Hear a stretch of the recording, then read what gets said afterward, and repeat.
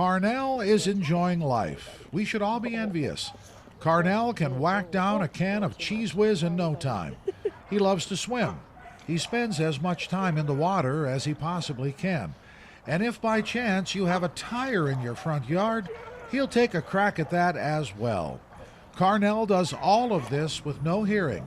He's deaf, which makes finding a forever home somewhat of a difficult task.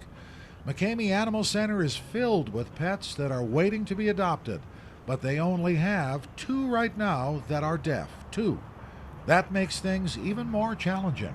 Honestly, deaf dogs frustrate people a lot. We tend to rely on auditory cues to get our dogs to come to us. Hey, no, whistling, that kind of stuff to get the dog to come over. He's going to miss it. Humans get frustrated because it looks like he's blowing you off. The pandemic has really affected animal shelters such as McCamey.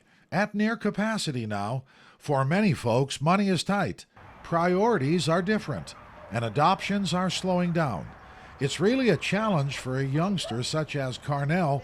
He came to McCamey almost a year ago. He's been adopted twice, but then returned both times.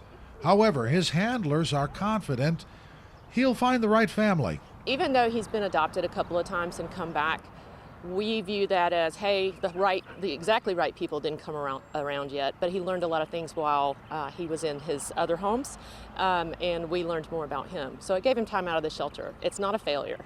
To adopt a dog such as Carnell, you'll probably need to learn some hand signals. It's all part of his training.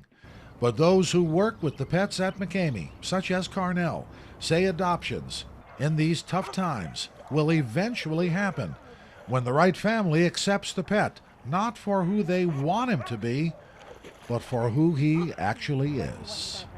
From McCamey, Dave Staley, News 12 Now. Stay right there. Any ideas? If you want to take him